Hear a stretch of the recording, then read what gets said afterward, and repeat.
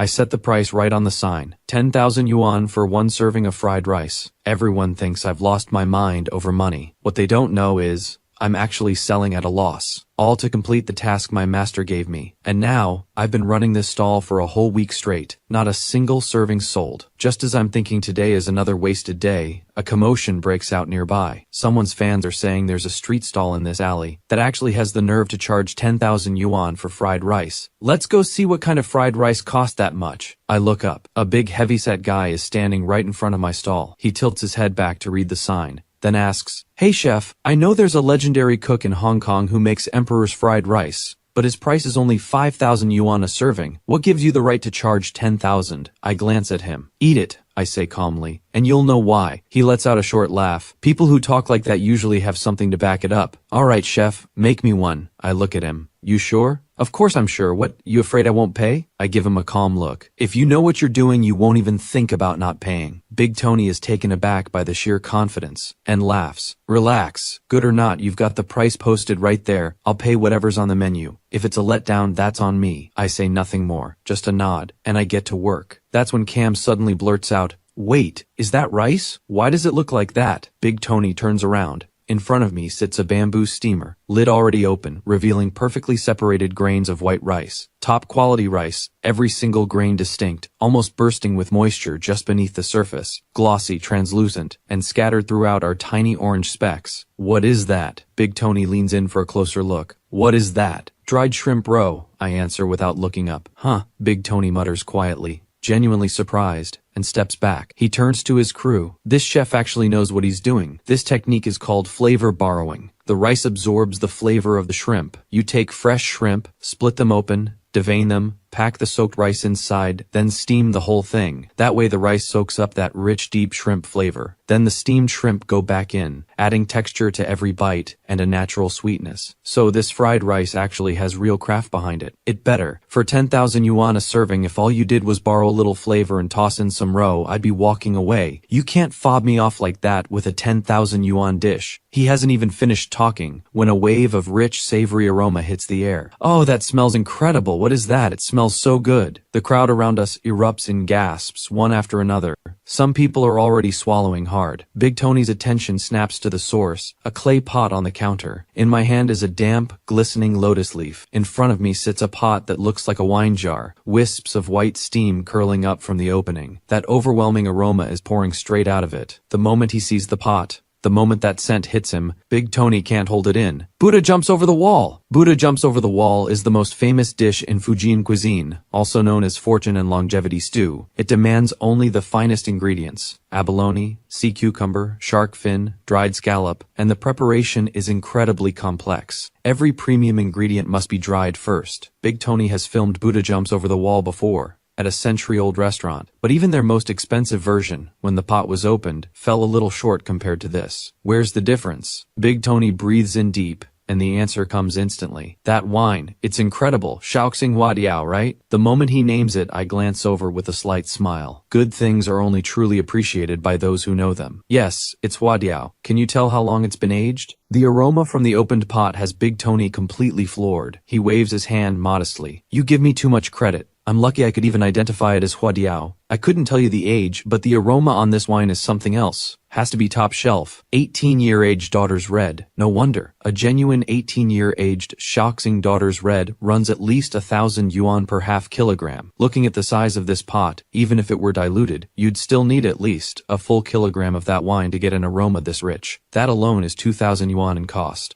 But great cooking isn't just about piling on expensive ingredients. If the technique isn't there, the best ingredients in the world won't save you. Oh wow, that smell. So that's Buddha jumps over the wall? No wonder it costs so much. It looks absolutely amazing. The crowd buzzes with curiosity, every eye fixed on the pot in front of me. The lid can't stay open for long, or too much of that aroma will escape. I quickly grab a bamboo skimmer and plunge it into the pot. Out comes an abalone, thick, plump, as wide as a rice bowl. Big Tony's eyes nearly pop out of his head. That's insane. An abalone that size, market price has to be 10,000 yuan easy. I don't stop. I keep pulling things out, one after another. A sea cucumber as long as a soda bottle, camel tendon soft and springy. Premium ingredient after premium ingredient, pulled out like they cost nothing. With every stir the aroma grows even more intense, wrapping the entire alley in its scent. The sound of people swallowing fills the air from every direction, and a wild thought creeps into everyone's mind at once. If you're using this many premium ingredients to make fried rice, maybe 10,000 yuan a serving actually isn't that crazy. Once every ingredient is out of the pot, I start preparing. I take out a cleaver, press the abalone down firmly with my right hand, and trim away the skirt all the way around, tossing it back into the pot, then slice off the top and bottom as well. Only the softest, most tender center remains. The trimmed parts go back into the pot,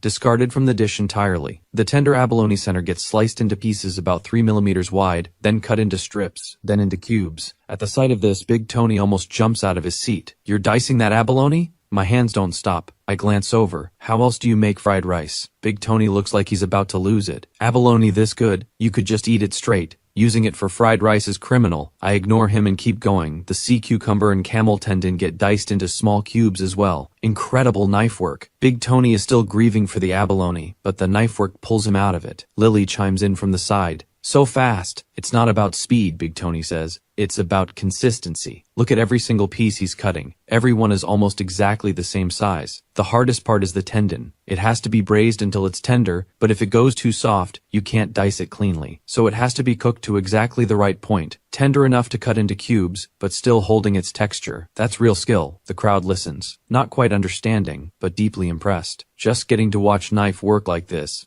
This trip was worth it. In no time, all the seafood is diced. I take 4 eggs from the cooler, crack them one by one into a bowl, and separate out the whites. The yolks go straight into the steamer tray with the rice. I mix the yolks into the rice until every single grain is coated in that deep golden yellow. That's what gives the fried rice its signature golden color when it hits the wok, a technique known as gold wrapped silver. When the rice is fully coated, nearly everyone watching swallows at the exact same moment. This rice, just mixed, not even cooked yet. Each grain wrapped in a smooth, golden egg coating, tiny orange flecks of shrimp roe scattered throughout, like shrimp leaping from a golden river. It has people salivating without even trying. And this is just the prep. I haven't even started stir-frying yet, and the crowd is already starving. I toss the golden rice with every premium ingredient in the wok, a complex, high-heat stir-fry, and finally press it into a gleaming gold bowl engraved with the words 10,000 years. Then I bring out a gold ladle with a jade handle, a pair of jade-inlaid gold chopsticks, their rests, and arrange everything on a tray. I lift the tray and walk to the small dining table, steady, unhurried. One by one, I set down the rests, the ladle, the chopsticks, and a bowl of fried rice that fills the air with its scent. Imperial Supreme fried rice, please, enjoy. Without another word, I turn and walk straight back behind the stall. Big Tony stares at the bowl in front of him, delicate wisps of steam rising, an aroma so intense it hits you before you even lean in. He swallows instinctively. The crowd cranes their necks, all watching, all desperate to know, what does this bowl actually taste like? Big Tony looks over at Cam. "Alright, fans first. Let's get a close-up shot." Cam is already way ahead of him. He swings the camera right to the bowl. Lily holds up the reflector. As Cam shoots, he can't stop himself. "This is stunning. Every angle looks incredible, so appetizing." "Hurry up, you're making me hungry," Big Tony snaps, half laughing. But he has to admit, this fried rice is almost absurdly beautiful. It gleams like it's radiating actual gold, and woven through it, the orange shrimp roe, golden brown dried scallop threads, deep reddish brown abalone cubes, sea cucumber dark as black jade, translucent camel tendon, and bright green scallion. Just looking at this bowl is an experience in itself. Once Cam finishes the close-up, Lily immediately urges, "Go on, taste it." Big Tony has been dying to try it. He picks up the gold ladle, and the weight of it catches him off guard. Whoa, this is actually solid gold. He turns it over in his hand,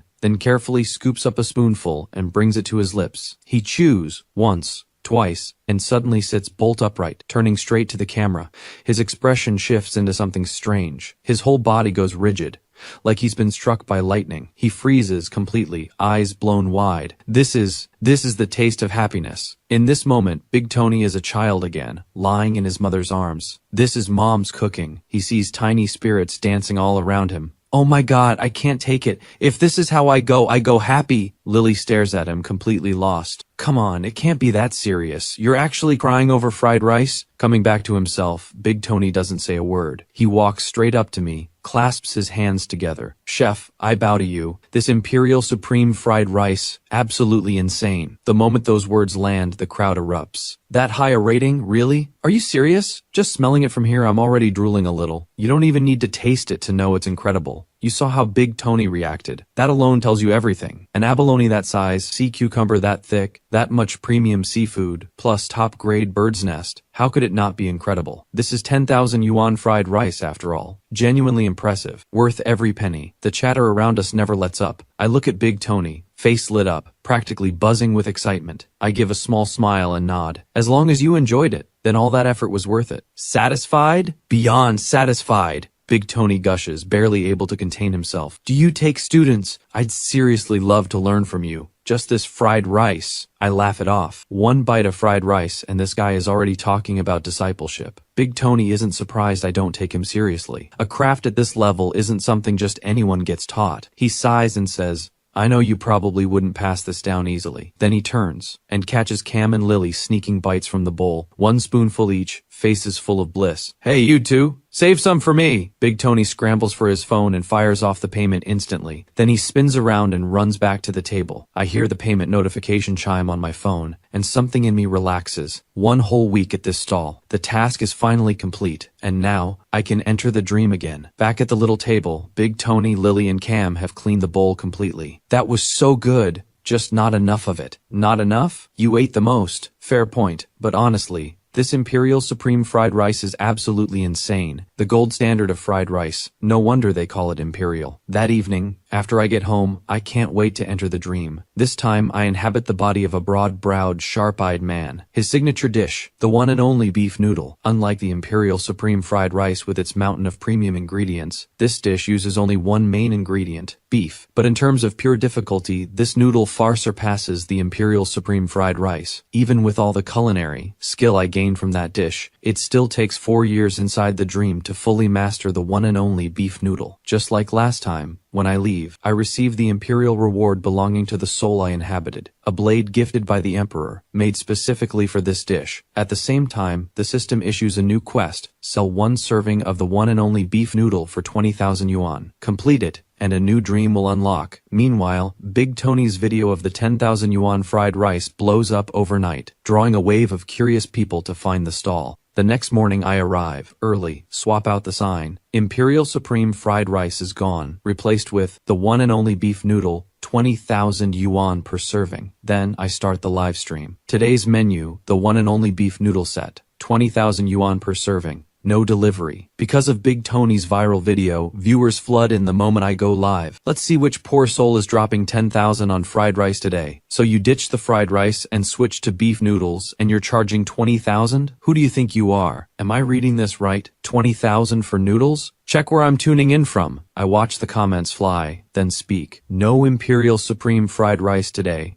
Not enough ingredients. So it's off the menu for now. Today, the one and only beef noodle, 5 servings total, taking reservations, selling 5. The chat absolutely explodes. 20,000 buys a car, and you're spending it on noodles? Look, it's not that I can't afford it. I just don't like beef noodles. Type 1 if you believe it. Just then, a golden rocket animation blazes across the stream. Young Master Huang from Yangcheng has sent a super rocket. A comment from Young Master Huang appears. Chef, reserve 3 for me. The moment the gift hits, the chat goes insane. No way. Legend. Someone's actually spending 20,000 on a bowl of noodles. I see the comment and immediately give a nod. Got it. Come on down, your servings are reserved. I turn and start prepping. Not long after, a heavyset man, easily 250 pounds, walks up with a woman and a little girl. Chef, is my order ready? You're young Master Huang? That's me. My daughter has a severe eating disorder. Last night, after Big Tony tried your Imperial Supreme fried rice, he told me to bring her here. Chef, if your food can help my daughter with her condition, money is no object. I nod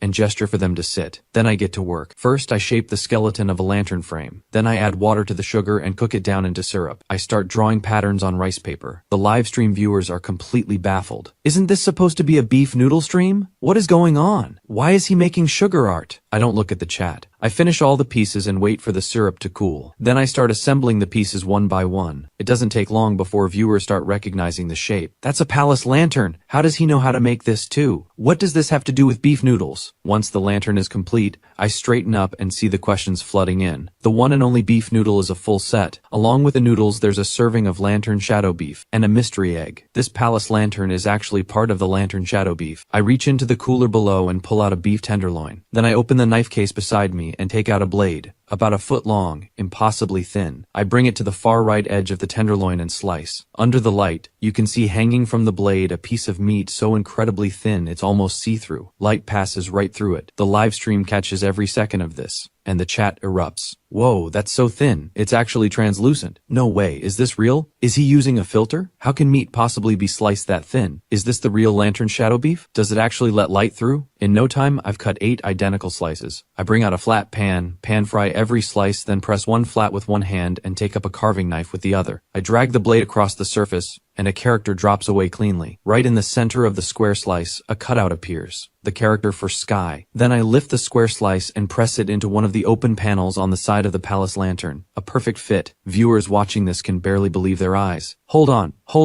I thought he was making beef jerky. Now he's carving characters into the meat? Is this real? Has to be a filter. Who carves words into meat? I've never heard of anything like this. I don't pause. I do the same to the remaining slices, carving a different character into each of the other 7 pieces. Together with the first, they form 8 characters in total, the one and only under heaven, the finest taste in the world. Each of the 8 slices is fitted into one of the 8 panels of the palace lantern. I light a small smokeless candle inside. A lantern unlike anything anyone has seen glows to life before the crowd. The live stream loses its mind. No way! He actually made a lantern out of beef. This is real lantern shadow beef. That's way too beautiful to eat. Oh wow, a lantern made of meat. Here's Gigi's gasp of in the stall. The moment she sees the lantern shadow beef, she's stunned. When she first found out young Master Huang wanted to bring their daughter to a street stall, she was completely against it. But looking at the lantern shadow beef now, she finds herself actually looking forward to the noodles. Just as she's taking it all in, I lift the lid off the soup pot. A wave of beef aroma hits her instantly. Without thinking, she licks her lips. That smells incredible. I take a large ladle and scoop 2 full portions of beef broth from the pot into the wok and bring it to a boil. Then I take a large piece of beef and pound it into a paste. Then I slowly work in a stock made from beef bones and beef skin, gradually turning the paste into a thick, gel-like consistency. I pour the beef paste onto rice paper and roll it out with a rolling pin until it's less than 1 millimeter thick. Then it goes into the cooler to firm up. Once solid, I take a knife and cut the beef sheet into long, delicate strands. The noodles go into the boiling broth. There is not a trace of flour in these noodles. They are made entirely from beef and beef stock. A true beef noodle, in every sense of the word. About 10 seconds in the broth, and I quickly pull out 3 10,000 years bowls. I divide the noodles into 3 portions. Gigi, who can barely stand the sight of food, is already buzzing with anticipation. She scurries up, stretches her neck over the bowl and inhales. It smells so good! I can already tell it's delicious! Young Master Huang follows with Mrs. Huang. She stares at the clear broth and the reddish-pink noodles. This is what you called the one and only beef noodle? That's right. Then I bring out a few plain, unpeeled eggs. Mrs. Huang stares at the eggs, shells still on, and mutters, "These are actually good?" The live stream viewers are just as confused. Kind of a letdown, honestly. The noodles I get, but plain eggs? At least marinate them or something. Shells still on. This feels like a joke. Young Master Huang eyes the clear broth. Any scallions? I chuckle. That's not what this is.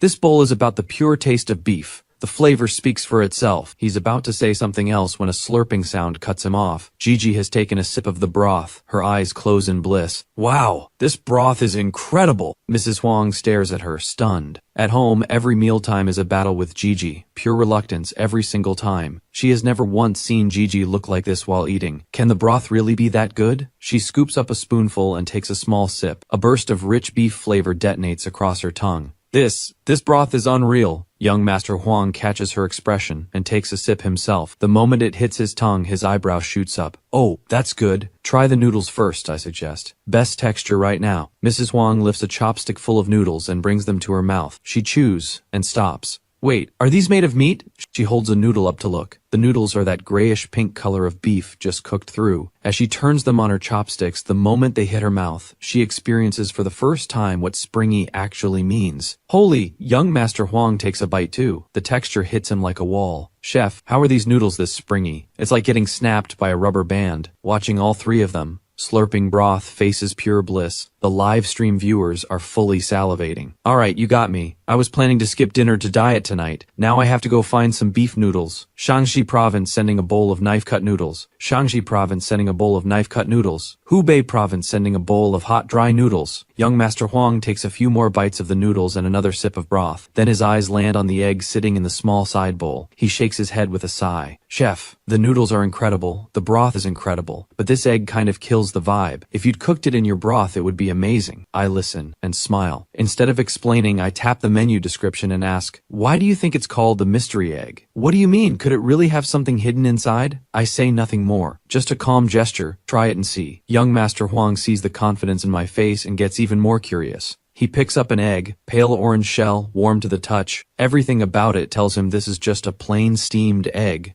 So why call it the mystery egg? He taps it gently against the edge of the table. The shell cracks, revealing a perfectly white egg white inside. Young Master Huang looks back up at me. This is just a regular steamed egg. The haters in the chat immediately jump on it. Told you the hype was fake. It's literally just a plain egg. Not so fast. This is clearly an egg laid by a 1,000-year-old phoenix, capable of hatching a triple S tier pet. That's my egg. Nobody touch it. Young Master Huang sees the roasting in the chat. He hesitates and goes to put it down. Actually, I don't really like eggs. I chuckle. Food is meant to be eaten, not stared at. That settles it. Young Master Huang stops hesitating and pops the whole egg into his mouth. One bite, and a wave of rich crab roe aroma explodes. That deep, unmistakable fragrance of crab roe, swirled with savory liquid, detonates across his entire mouth. The top of Young Master Huang's head feels like it's been blown clean off. That is insane! He swallows the mouthful of rich, savory crab in a daze, staring at me like I'm something out of this world. Mrs. Huang notices his expression. What happened? Young Master Huang points at the egg. The yolk. It's made of crab roe. What? Crab roe? That's impossible! The livestream viewers catch every word, and the chat detonates.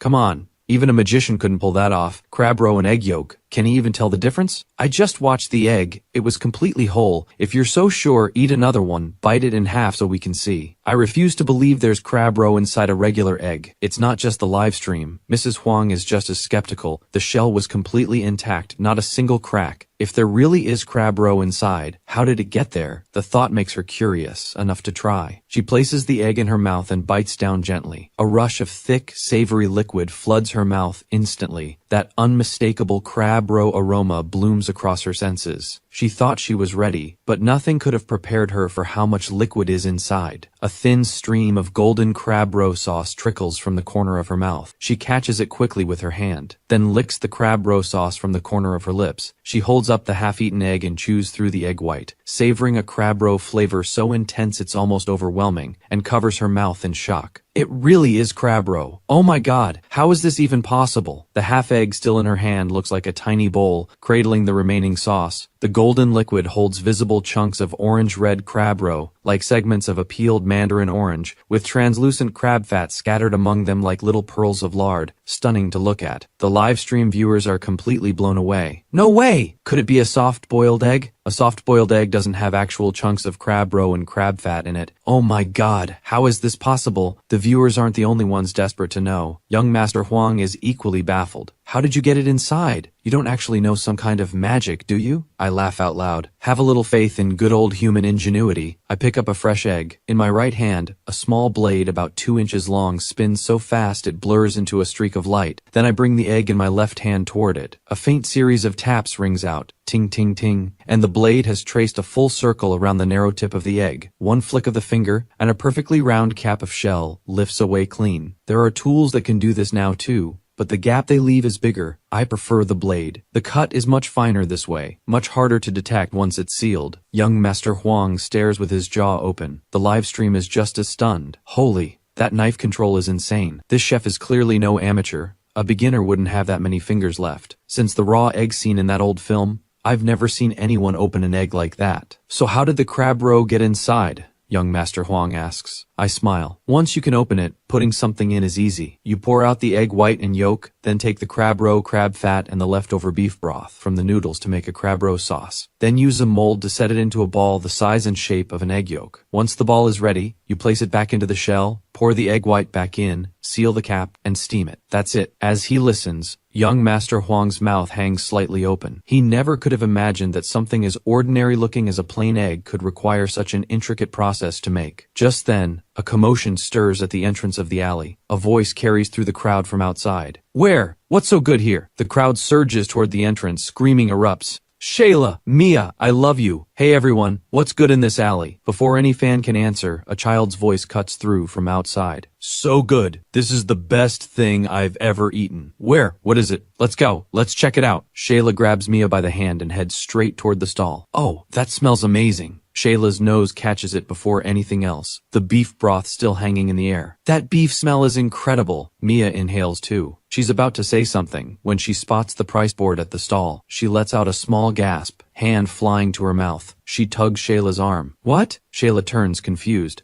Mia points at the price board. Am I reading this right? 20,000 yuan per serving? The director, who has been following them, steps up to the stall and swings the camera straight at the price board, holding on it for a close-up. Is he part of your production? No, he's not with us. So why is he charging 20,000? That's insane. The moment Shayla says it, the fans around her pile on. I thought he was a plant from the show. He's definitely trying to ride the show's fame. Shayla, don't buy it. This is a scam. This guy has lost his mind over money. Hearing the fans go off, young Master Huang's expression darkens. Easy with the talk. Have any of you actually tried it? The chef can charge whatever he wants. Don't buy it if you don't want to. Just stop talking trash. What? We can't call out a scam now. Hit a nerve, did we? You must be in on it. We're exposing you. Oh, so the outrageous price is justified? 20,000 yuan for noodles. Why don't you just rob people? 20,000 for beef noodles. Did you put the whole cow in the pot? This is a straight-up con. Dream on. A paid shill? Me? Young Master Huang pulls out his keys and points them at the McLaren P1. Parked along the curb. One press. The engine roars to life. Every fan's head snaps toward it. What is that car? It's gorgeous. That looks like a McLaren P1, worth like $3 million.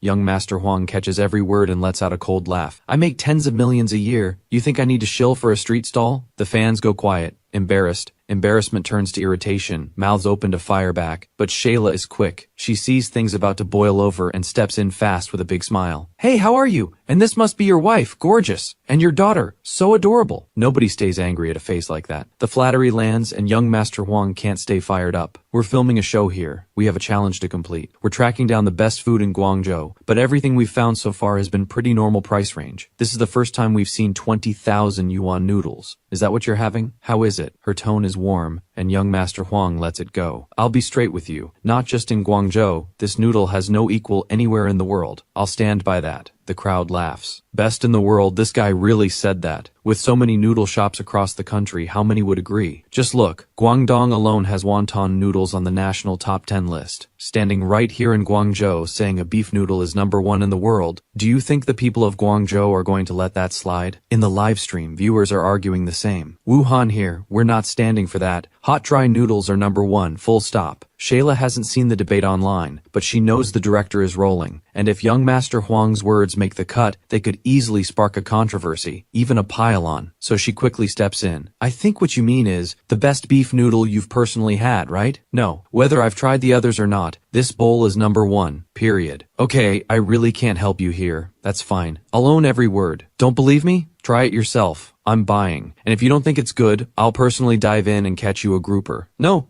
that's really not necessary, please. Come on, don't make promises you can't keep. There's always someone better out there. Always. Doesn't matter. I believe in this chef. Young Master Huang cuts his eyes slowly across the crowd of fans and lets out a short snort. I can't stand people like that. Don't know a thing but act like they've got all the answers. Shayla and Mia both go a little stiff because the people surrounding them are their fans. Do you want to try it? Mia tugs at Shayla's sleeve. Shayla glances at young Master Huang, happily working through the last of his broth, and something stirs. The way he's talking about it, I kind of want to try. But 20,000 yuan, that's a lot. Shayla, just get one serving. Shayla catches a nod from the director. She walks up to the stall. Chef, could you make one for us? Sure. I say it casually and get straight to work on the lantern shadow beef. Seeing this, the director moves in close, camera rolling. Same steps as before. Cook down the sugar syrup, build the lantern frame. Watching me move through it all with such ease, Shayla and Mia are completely captivated, gasping with every step. Wow, that sugar lantern is beautiful. Wait, is the lantern edible too? I tilt my chin toward the lantern shadow beef in front of young Master Huang. That one over there, lantern shadow beef. Wait, that's food? I thought it was decoration. Young Master Huang hears this and peels a slice from the lantern. Crunch, it hits his mouth, exactly like biting into a potato chip. The slice shatters on contact, breaking into thin fragments in his mouth, which quickly soften as his saliva works through them, and melt right on his tongue. The beef, dried of all its moisture, has its flavor locked in tight. The moment it softens in his mouth, the pure taste of beef bursts open, intense, deep, and somehow getting better with every chew. The texture is unreal, he can't help but say out loud. He immediately goes back for a bigger bite. Crunch, crunch. Same as a chip, and he chews with more energy each time. He waves Mrs. Huang and Gigi over. You two have to try this. The beef is incredible. Mrs. Huang takes a piece, bites down softly, and the crunch catches her completely off guard. So crispy, and the flavor is amazing. I could eat a dozen of these watching a show. Gigi chews away happily, nodding her head with each bite. Mia watches from the side, hearing nothing but praise, and she swallows without thinking. Young Master Huang catches her staring. Come on, try one. Oh no, I couldn't. It's fine, just one. You ordered yours anyway. You can always return the favor, right? Mia thinks about it. Fair enough. She stops holding back and picks up a slice. One small bite. Her eyes go wide. Shayla, you have to try this. It's absolutely insane. Mia holds a piece of lantern shadow beef up to Shayla's mouth like she's found hidden treasure. Shayla takes a skeptical bite. Her eyes go just as wide. So crispy, and it smells amazing. The moment her teeth touch the beef, it shatters like a chip. She's completely thrown. Chef, is this actually beef? How is it this crispy? Thin enough to pan fry dry, dry enough to get crispy. I say it without looking up, press the last piece of the lantern frame into place, then reach into the cooler below and pull out a beef tenderloin. Watch yourself, I say, and open the knife case. I draw out the long blade, a flash of steel, and a paper-thin slice of beef falls away. I lift it on the blade and hold it in front of Shayla. It's so thin. Her mouth falls open. The livestream viewers watch her expression and burst out laughing. Shayla is completely lost. Honestly, the first time I saw the chef slice meat, I made that exact same face. I love watching that reaction from someone seeing it for the first time. Wait till she sees him carve characters into it, her eyes might actually fall out. Mia is just as stunned, but her attention is on the blade itself. That knife is gorgeous. At that, Shayla finally takes a proper look at the knife. The handle is unusual. A golden serpent coiled all the way around it, carved so vividly it looks alive. With every swift movement of the blade, it seems to twitch and spring, and with every twitch, another paper-thin slice of beef falls away. That knife is so cool! Chef, where did you get it? I didn't buy it. It's been in my family for generations. That explains it. It looks like it belongs in another era. Young Master Huang has been listening. He leans in. Chef, don't tell me the dragon serpent blade is a matched set with the 10,000 years bowl? More or less. You are seriously loaded. Shayla raises an eyebrow. This guy drives a car worth over $3 million, and he's saying the street stall owner is rich? Young Master Huang reads the confusion on her face and laughs, lifting his bowl. Don't underestimate this chef. This bowl he's using for his stall, one bowl is worth more than my car. No way. You weren't here last night. A curator from the Palace Museum actually came and tried to convince the chef to donate the set to the nation. The expert said it himself. These were Emperor Qianlong's personal bowls. One bowl alone is worth tens of millions. The full set, priceless. That's why he can charge $20,000 for a bowl of noodles. And if I had to guess, chef, your family were imperial cooks, weren't they? No way. Seriously? A descendant of imperial cooks running a street stall, using bowls worth tens of millions. That's one story. My last name is Liu. My ancestors literally included an emperor. While the whispers ripple through the crowd, I wave Shayla and Mia over. Alright, it's ready. They both freeze for a second, then step forward slowly, eyes landing on the gold bowl. Shayla pulls back slightly. I can't. This is a national treasure. If I drop it, there's no pay. Relax, it's fine. It's just a bowl. The noodles need to be eaten hot, or the texture won't be the same. Shayla hears this and carefully lifts the bowl with both hands. She takes tiny, careful steps to the table, sits down, and sets the bowl in front of her. She can't hold back. I never imagined I'd be eating out of a bowl this precious. And the chopsticks are gold-wrapped jade. She pinches a pair of noodles between them. She waves Mia over and opens her mouth wide. Mia crouches down beside her and slurps the noodles straight in. Her eyes go wide on the spot. Oh my gosh, these are so good. Like, seriously. Shayla watches Mia's stunned reaction. Curiosity takes over. She grabs a pair of noodles herself, pops them in, takes one bite, and her face shifts into that exact same expression. These noodles have so much chew to them, that bounce-back texture, and the beef smell is incredible. This is genuinely amazing. I think the broth is made from pure beef. Try the soup too. The soup is even better. Shayla grabs the spoon and takes a sip. She gets so excited she keeps waving Mia over, urging her to try it too. The two of them are crouched at this tiny table, passing sips and bites back and forth, absolutely glowing. The fans crowding around break into the biggest, softest smiles watching them. Pure joy. This is Shayla's whole brand, keeping it real. That's when I walk over, carrying a mystery egg. It comes with the set. Shayla stares at this completely ordinary-looking egg, then bats her eyes with a sly grin. Wow, chef, so stingy, can't even throw in an extra egg? Before I can say anything, young Master Huang cuts in. That's a mystery egg. There's more than meets the eye. What does that mean? Eat it and find out. I leave it at that. Fine. Shayla starts peeling the shell, looking a little lost. She's about to take a bite when Mrs. Huang jumps in. You'll want to put the whole thing in at once. She had bitten hers in half earlier and missed the full burst. Still a little regretful about it, Shayla gives her a skeptical look, then places the whole egg in her mouth. She bites down. Boom! An explosion of rich, intense flavor floods her entire mouth. Her eyes go wide. Her cheeks puff out. Shock, awe,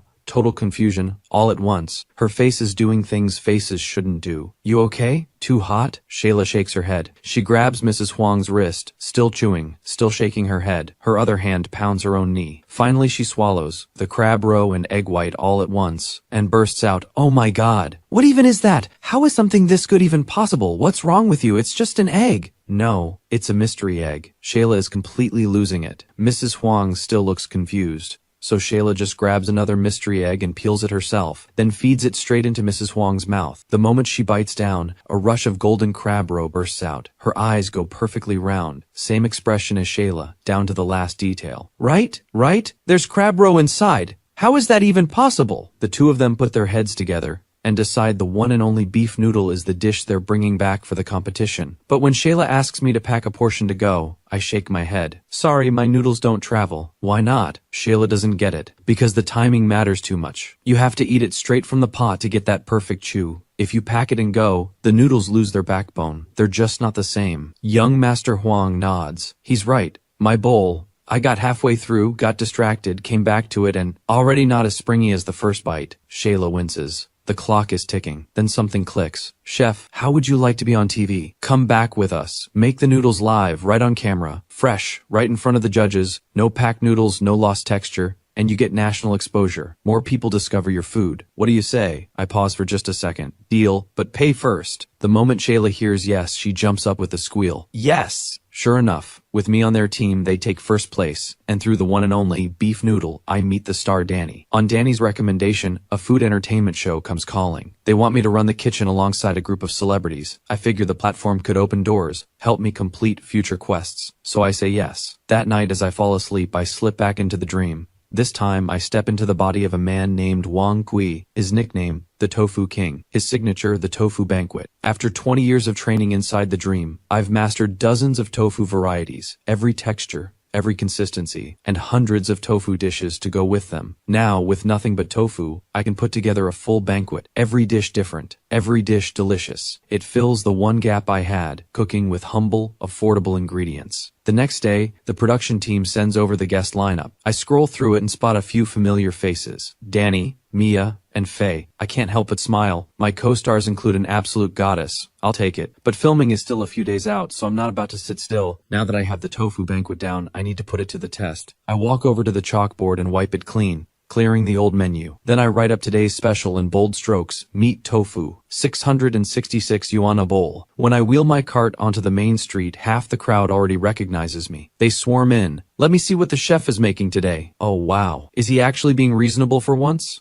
Only 3 digits? Big respect to the rich guys yesterday. Let's see what real money gets you. What do you mean only 3 digits? A bowl of tofu pudding around here is 5 yuan. Even with pork topping, it's only 10. What gives him the right to charge 600? Move aside. I sell breakfast for a living. Tofu pudding has the best margins of any breakfast item. You boil a vat of soy milk, add a bit of coagulant, and you've got a massive pot for almost nothing. And this guy is charging 600? That's robbery. 600 is my whole month's food budget. Did anyone actually read the word at the front? Meat tofu. So what? It's got meat in it. Big deal. How much could meat possibly cost? Only an idiot would pay 600 for tofu pudding. I don't pay them any attention. These viewers are watching through a screen. Of course they don't know what makes my meat tofu different. That smell, what is that? It's like chicken broth, but way richer. That's the meat tofu. One whiff of that aroma, and someone is already fighting to keep the drool in. Wait, that's tofu pudding? I've been eating tofu pudding my whole life. What tofu pudding smells like that? I told you, it's meat tofu. Of course it's different. Nearby, someone squeezes through to the front, craning their neck to look down into the vat. Inside, a full pot of creamy, white, silky smooth tofu, almost like set yogurt. It looks like regular tofu pudding. Then why does it smell like that? I kind of want some. But 600, yeah, 600 is steep. But compared to that 20,000 yuan beef noodle, honestly, I can live with it. A girl tugs her boyfriend's sleeve. Babe, let's split one. 300 each. About the same as a hot pot dinner. Give me one. Payment received, 666 yuan.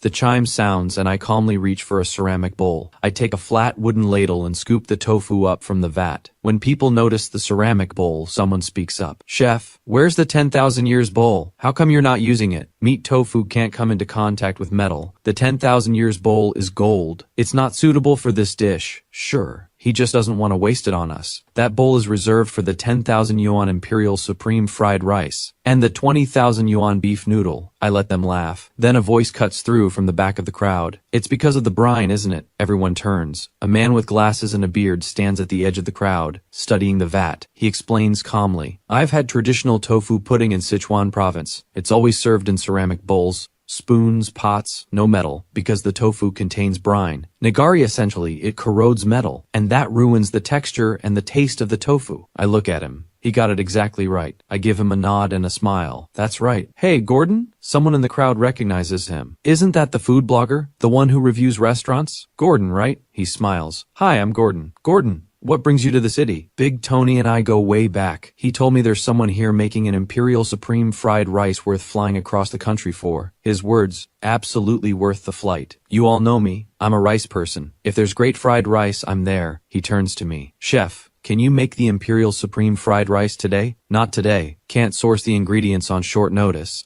That's a shame. What if I bring my own? Could you cook it for me? I can, but the service fee won't be cheap. That's fine. Charge whatever you need. I just want to find out if this rice lives up to Big Tony's hype. Try it and decide for yourself. Wow, that smell, what is that? It's almost even richer than the meat tofu. The base stock, old hen most likely, plus Jinhua ham, abalone for depth, morel mushrooms. Am I right, chef? You're missing a few things. Sea cucumber and fish maw. Everything else is right. As I speak, I ladle out a scoop of broth and pour it gently along the rim of the bowl. The broth runs clear, almost like plain water, but the aroma coming off it is intense. The kind that pulls you in before you even taste it. When the crowd hears the full list of ingredients, nobody calls it overpriced anymore. That many premium ingredients in one stock, 600 yuan is practically a bargain. Fine, babe. Try it. The girl scoops up the first spoonful, blows on it gently, and holds it up to the boy's lips. He takes a soft sip. The silky tofu slides right in. His eyes go wide. There's almost no resistance at all. It's like swallowing a mouthful of cloud. Impossibly smooth. Well? The girl asks. He gulps. He nods fast. Over and over. It's incredible. It's meaty. This is made from meat. The crowd hears him and freezes. You can make tofu out of meat? The girl doesn't believe it. She scoops a spoonful for herself and pops it in. Her hand flies to her mouth. The tofu hits her tongue and melts like cotton candy. The rich savoriness of the broth detonates across her whole mouth. She clamps her lips shut and breathes through her nose, but even the air she breathes out is thick with the scent of the stock. She swallows and shakes her head in disbelief. It smells incredible. It really is made of meat. When the crowd hears her confirm it's chicken used to make the tofu, the whole crowd loses it. You can make tofu from meat. Meat in noodles, I get.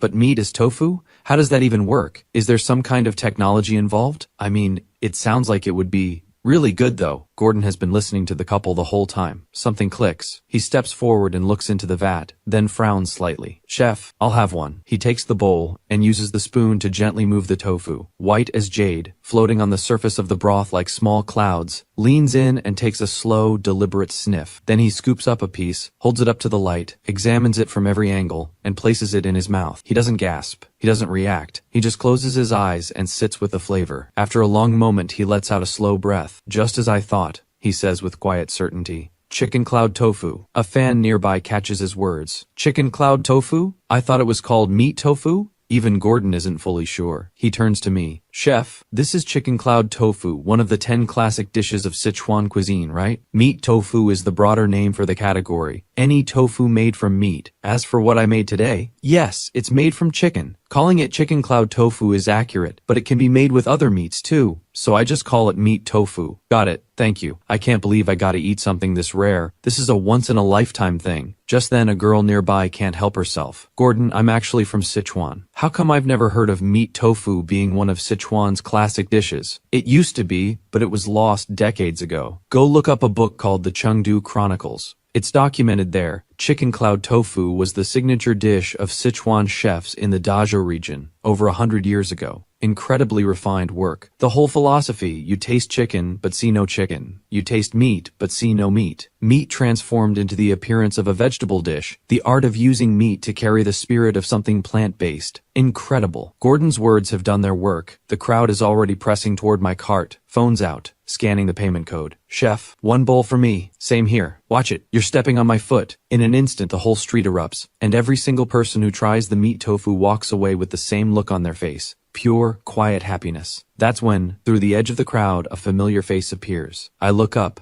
It's young Master Huang. All 3 of them. The whole family. You're finally out here. You weren't here yesterday. Gigi barely ate anything all day. Is that true? You're not eating again? The food at home doesn't taste good. Young Master Huang shakes his head out of arguments. Any meat tofu left? I glance at the vat. Sold out. Already? I came as soon as I saw you set up. Should have ordered ahead. Can you make another batch of wonton tofu? Gigi won't eat anything these days except what you make. Hold on. The wonton tofu is gone, but I have something else. Remember what I told you last time, that I had a soup that could help with Gigi's appetite? I remember. You found it? I did. I set the wok in place and pull out a package wrapped in several layers of plastic bags. I set it in a small basin. When people see me bring out the wok, everyone cranes their necks. What is he making? Is that the Imperial Supreme fried rice? But when I unwrap the plastic bags, the crowd scatters instantly, hands clamped over noses. Oh, that's awful. What is that smell? Something's gone bad. Young Master Huang gets hit without warning and holds his breath. Mrs. Huang starts gagging, but Gigi barely reacts. She actually leans in and sniffs the air, and without thinking, swallows a mouthful of saliva. Gordon doesn't react either. He looks at what's inside the bag and identifies it immediately. It's a block of tofu. I take it out and rinse it under the cart's water dispenser. As the water runs over it, the sour smell fades slightly. At this, Gordon can't stay quiet. Chef, that tofu has gone bad. I know. That's exactly what I need. You're going to cook with sour tofu? Yes. This dish is called Pearl Jade White Jade Soup. After Gigi drinks it, everything else will start tasting good again. Gigi shoots her hand up. Yes, I want some. Absolutely not. That tofu has gone bad. You cannot feed that to a child. I don't answer Mrs. Huang. Instead, I turn to Gigi. Gigi, does this smell good to you? Yes. Even better than the fried rice. Mrs. Huang freezes. What do you mean? It smells terrible. How can you think it smells good? Are you coming down with something? Is your nose broken? Seeing their concern, I step in. Relax, I'm not going to hurt her. She thinks it smells good because her gut is craving it. Her loss of appetite. It comes down to one thing. You've been feeding her too clean. I cut the tofu into chunks and drop them into a pot of boiling water. Then bring out a head of cabbage, a handful of spinach leaves, a bowl of leftover scorched rice, and finally, the stock. In minutes, the Pearl Jade White Jade Soup is ready. The pot swirls with green, white, yellow, and pale shades, still carrying a faint fermented sourness. Young Master Huang mutters under his breath. This is the Pearl Jade White Jade Soup? It looks like slop water. The comments go wild. Sour tofu, leftover rice crust, wilted cabbage, funky spinach. How is this different from dishwater? You're joking. There's no way he's actually going to make that little girl drink sour tofu soup. That's when Gordon, who has been watching quietly the whole time, speaks up. So this is the Pearl Jade White Jade Soup from the records. I've learned something today. You know this dish. Of course. It was the favorite soup of Zhu Yuanzhang, the founding emperor of the Ming dynasty. Hearing that, Mrs. Huang feels slightly better, but she's still uneasy. While she hesitates, Gigi dashes up to the cart herself, picks up the half-filled bowl, and takes a big gulp. Wow, this is so good. Mama, this is really, really good. Mrs. Huang looks like her brain just short circuits. How does she think it smells good? Does she really not smell what I smell? I smile. It's the body's natural response. Whatever your body is missing, Your body will make you crave it. Gigi's appetite issues come from an imbalance in her gut flora, so her body craves mildly fermented foods, because once they enter the gut, they're the most beneficial for restoring healthy bacteria, so her body's instinct kicks in, and instead of finding the smell off-putting, she finds it irresistible. Watching Gigi drink with such obvious delight, Mrs. Huang nods slowly, still processing it. I took her everywhere trying to fix this, and in the end, it was a bowl of tofu soup. I walk over and ruffle Gigi's hair. Well, good? So good. Gigi has cleaned the bowl completely. Not a single shred of cabbage left. Mrs. Huang shakes her head in disbelief. She never touches vegetables. What she just ate is more than her entire week's worth. Vegetables are important. Fiber keeps the gut healthy. Alright, Gigi. Stop licking the bowl. I'll make more next time. She really doesn't usually eat her greens. Will one bowl be enough to fix it? This isn't a magic cure. One bowl won't solve it overnight. Just let Gigi keep drinking it until she stops finding it appealing on her own. That's when you'll know she's better. I give young Master Huang the full recipe, then pack up the cart and head home. The next day, I get the message from the production team. Filming starts. The restaurant has a massive budget this season. They've actually rented out the Imperial Kitchen beside the Hall of Mental Cultivation in the Forbidden City. That's the filming location. So I head straight for the Forbidden City the moment I arrive in Beijing. My role on the show is head chef, which means I need a kitchen set up to match how I work, so I can perform at my best. When I get to the site, I start directing the production crew on how to arrange the space and put together the ingredient sourcing list. I'm mid-conversation with the production manager when a stir breaks out from the main hall. I turn. Standing at the entrance is a woman who stops the room cold. Oh my, an absolute goddess. Even I feel it. The production manager quickly pulls me over.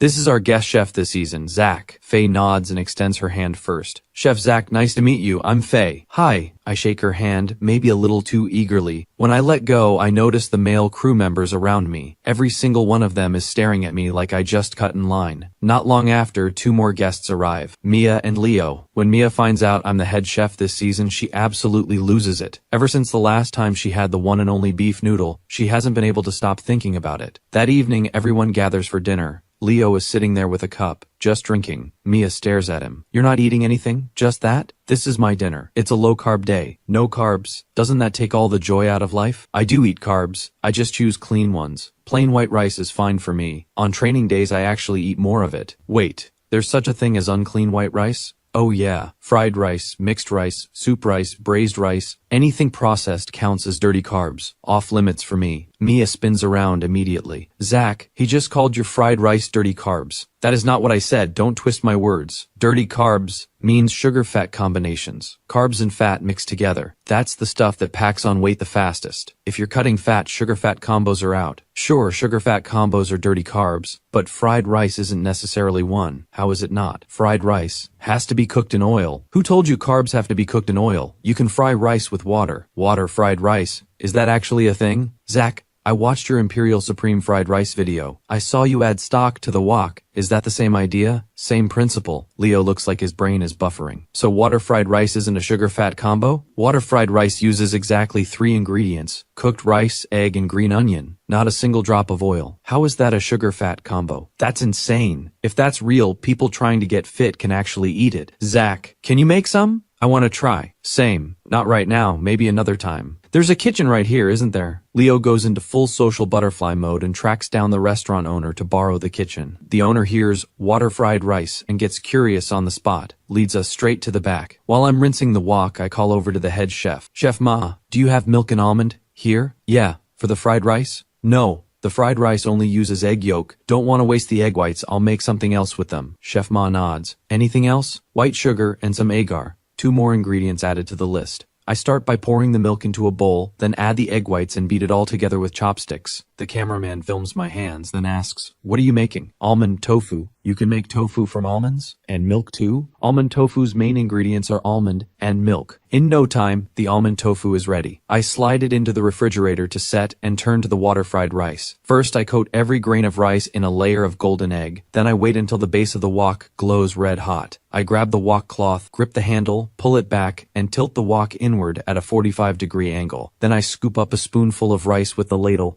and fling it hard into the wok. The rice launches out of the ladle and scatters apart mid-air. The instant the rice hits the wok, my right hand pushes forward in one smooth motion, driving the wok and the rice through a long arc across the stovetop. The grains follow the curve of the wok, sliding down the inner wall, rolling cleanly across the bottom, then riding the outer curve straight back up into the air. Leo's jaw drops. Sizzle. The egg coating on the rice puffs up instantly in the heat, turning deep golden, locking each grain inside a thin shell of crisp egg. The rice spins in the air, tracing a wide arc before it starts to fall. And below, I've already flicked in the next half scoop. I keep a steady rhythm, tossing the wok, calmly feeding in rice. And under my control, the rice in the wok becomes a rolling, endless wave. Watching that wave surge and crash, Chef Ma shakes his head slowly. I've seen a lot, but I never thought the most basic wok technique could be taken this far. Still, he has one question. Okay, this keeps the rice from sticking. But if the rice keeps getting blasted by this kind of heat for so long, the grains are going to harden. That kills the texture. The fried rice won't taste good. And besides, this was supposed to be water-fried rice. Where's the water? Right as he wonders, he watches me nudge the ladle lightly, and the faucet beside the stove clicks open. Still tossing the wok, I catch a small half scoop of water in the ladle. Then, at the exact moment the wave of rice crests into the air, I give the ladle a gentle flick. The water fans out into a thin, even sheet across the base of the wok. The scorching heat vaporizes it instantly, and a mushroom cloud of steam billows up from the wok. The falling rice plunges straight into that rising cloud, and merges with it completely. Then the flame beneath catches the remaining vapor, and a burst of fire erupts. That fire burns off the excess moisture, and the rice falls back down into the wok. Each grain smooth, gleaming, and tender. Every chef in the kitchen witnesses this, and almost as one, mouths the same word. Holy sh! Chef Ma nearly pops his eyes out of his head. That actually works! That is insane! It's the first time Chef Ma has ever felt the urge to bow to another cook. Whoa, Leo has gotten too close. The burst of flame sends him jumping back. I glance over. Back up, you really don't want to lose those eyebrows. Zach, why did it catch fire? Steam is flammable. Oil vapor, water vapor, both can ignite.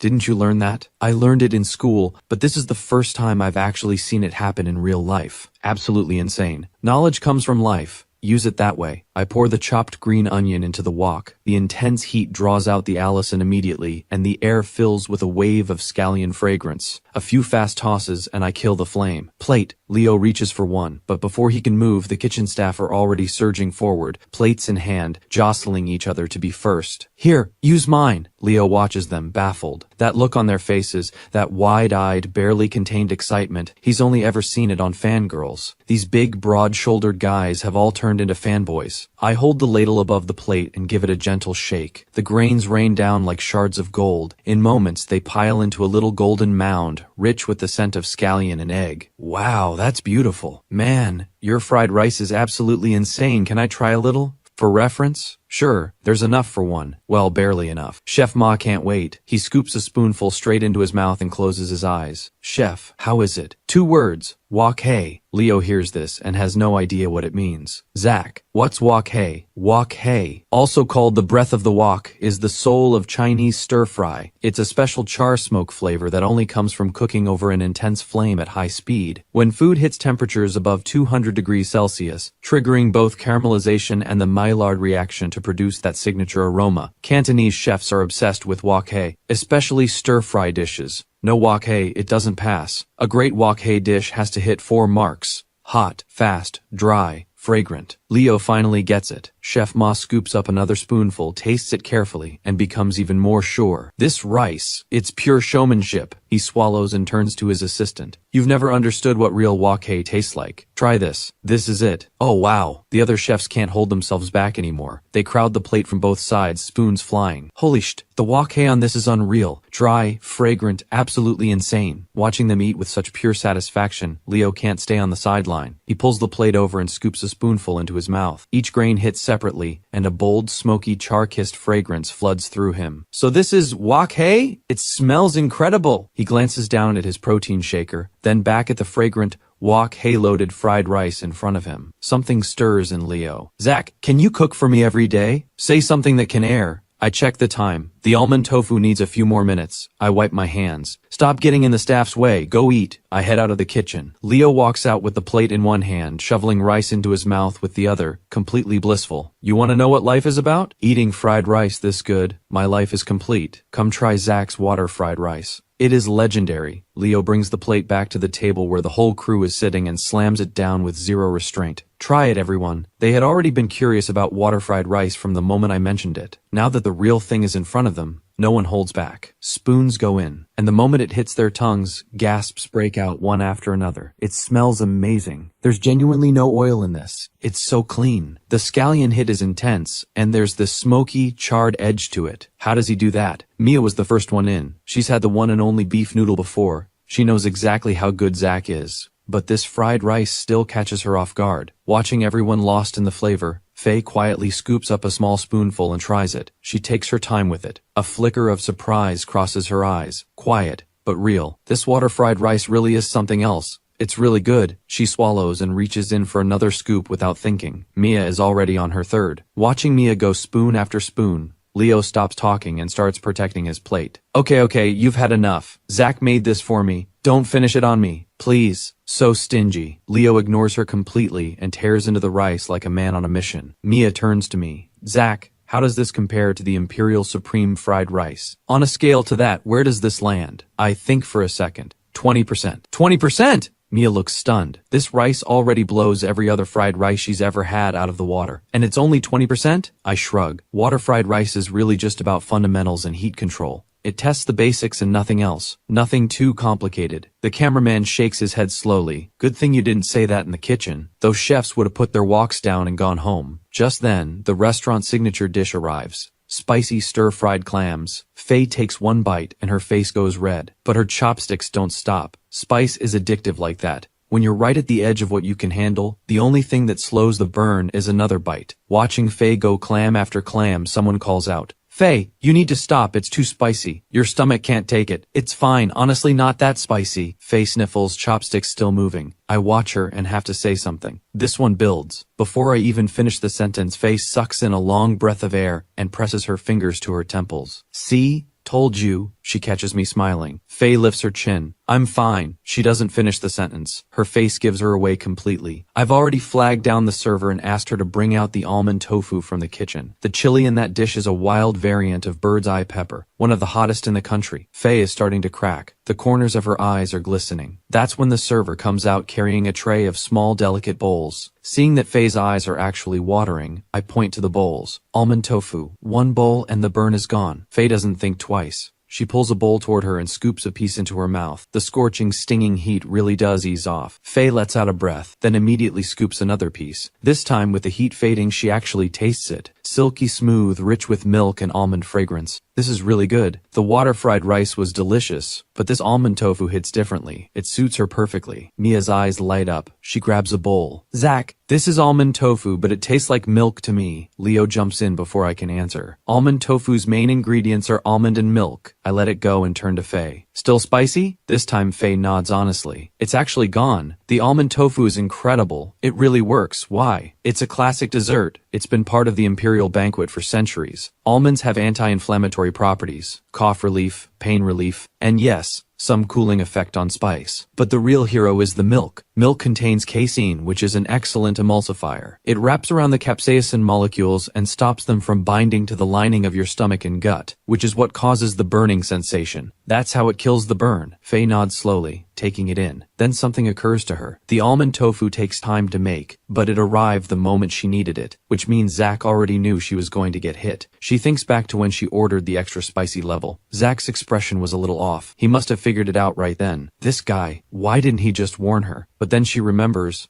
Owen did try to warn her. She was just so excited she insisted on the most extreme option. So he knew talking her out of it was pointless. So he made the almond tofu in advance instead. With that, Faye looks at me. Thank you. I blink, then wave it off. Don't mention it. It was nothing. After witnessing what those spicy clams can do, nobody touches them again. After dinner back at the hotel, I go over the ingredients I'll need for the tofu banquet. Coming back to reality this time also comes with a mission. My task, recreate the complete tofu banquet, every dish, until the Empress herself hiccups from satisfaction. The next day, Danny, the store manager for the restaurant, arrives on set. The moment he sees me, he swallows hard, then breaks into a wide grin and grabs my hand. "Chef Zach, great to see you again. I've been dreaming about your beef noodle every single night." Even as he talks, he keeps swallowing. That bowl is clearly still detonating through his memory. "Want another one? I'll make it. Just work with me." "Done." Danny slaps his chest. "On paper, I'm the manager, but I do whatever you say. You tell me, I do it." Danny is the lead celebrity on the show, and the last one to arrive. With everyone finally here, production can officially kick off the script meeting. The show's script coordinator, Tina, turns to me. "Zach, the Mount Tai spring water you requested, I've got people heading to Taiwan to collect it. But there are 64 spring sources at the base of Mount Tai, 1 bucket from each. Just the air freight alone is going to cost a fortune. Since we're filming inside the Forbidden City, Imperial cuisine has to be the focus.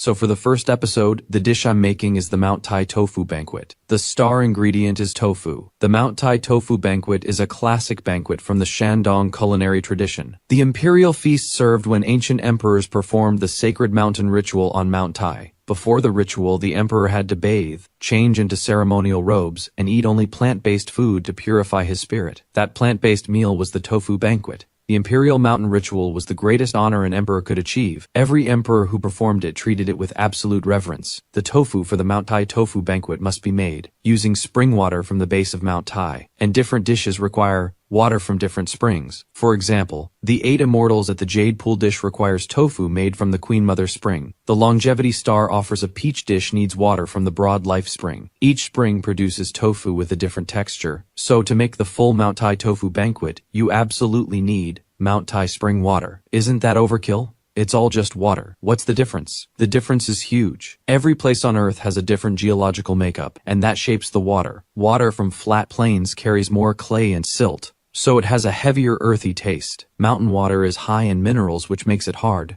Even within one mountain, water from the peak settles cleaner and tastes crisper. Better for brewing tea. Water from the base carries more mineral sediment, so it has a fuller body. Better for raising fish and making tofu. Mount Tai spring water is different from all of them. Its springs are mostly at the base of the mountain, yet the hardness is unusually low, and the oxygen content is high. Tofu made from Mount Tai water has a fine, tender curd, soft but holding its shape, white as snow, subtly sweet, springy, and it holds up through long cooking without breaking down. It's the only water fit for the Mount Tai tofu banquet. Alright, I didn't realize it went this deep. Imperial cuisine really is on another level. This season's theme is the pursuit of perfection. If we're doing this, we do it all the way. Zach, I'll make sure the spring water gets here. Anything else you need, just say it. Whatever it takes to make the best dish possible. You name it, I'll get it. With that, I don't hold back. I run through the full list. Tina doesn't waste a word. She's already on the phone, sending people straight to the source to track down every ingredient. The meeting runs into the evening. I'm the anchor of this show. If my food delivers, the whole season works. After one more day of preparation, the new season of the restaurant is ready to begin.